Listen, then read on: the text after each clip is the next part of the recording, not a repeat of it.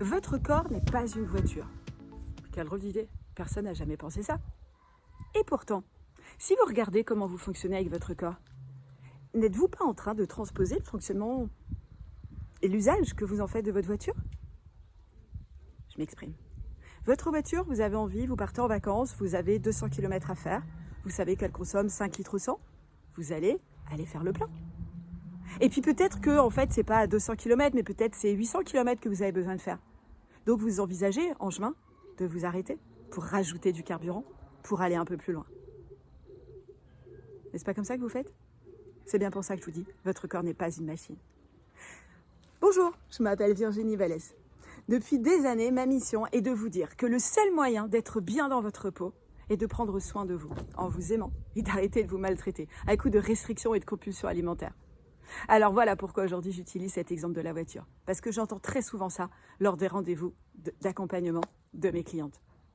C'est-à-dire qu'elles me disent « Ah non, mais j'ai à tout prix besoin de prendre un goûter cet après-midi parce que, vous comprenez Virginie, le midi je mange à 13h et le soir je peux manger qu'à 20h. C'est très très long l'après-midi, donc j'ai besoin de redonner un petit peu de carburant à mon corps. » Ben non. Votre corps n'est pas une voiture. Votre corps est tellement plus intelligent, tellement plus finement créé qu'une simple voiture. Votre corps, il est en vie, contrairement à votre voiture. Votre voiture, quand vous enlevez la clé de contact, elle ne vit plus, il ne se passe plus rien, il n'y a plus rien qui bouge. Votre corps, il vit tout le temps. Même quand vous allez dormir, que vous êtes allongé, que vous perdez conscience, que vous perdez contact avec votre corps, lui continue à vivre.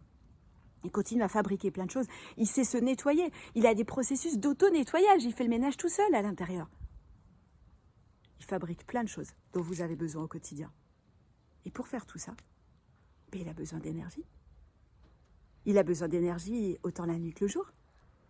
Mais surtout, il a aussi besoin de ne pas passer son temps à s'occuper de la digestion. Parce que la digestion fait partie de sa vie. Mais la digestion, c'est pas que. Et donc, il y a des moments, il digère et il met son focus sur la digestion. Mais il y a des moments, il a un peu envie de dire, laisse-moi tranquille, quoi. Déjà, je vais nettoyer un petit peu tous les dégâts de cette digestion.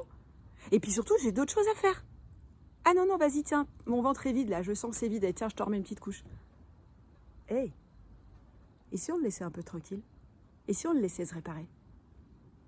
Essayez de vous dire ça. La prochaine fois que vous sentez que votre ventre est vide, au milieu de l'après-midi, au lieu de vous dire, tiens, je te remets une petite couche, peut-être essayez de vous dire cette nouvelle pensée. Tiens, et si je te laissais un peu tranquille te reposer, après tout ce travail que tu viens de faire pendant des heures pour digérer ce repas de midi? Essayez et observez ce que ça produit. Prenez soin de vous.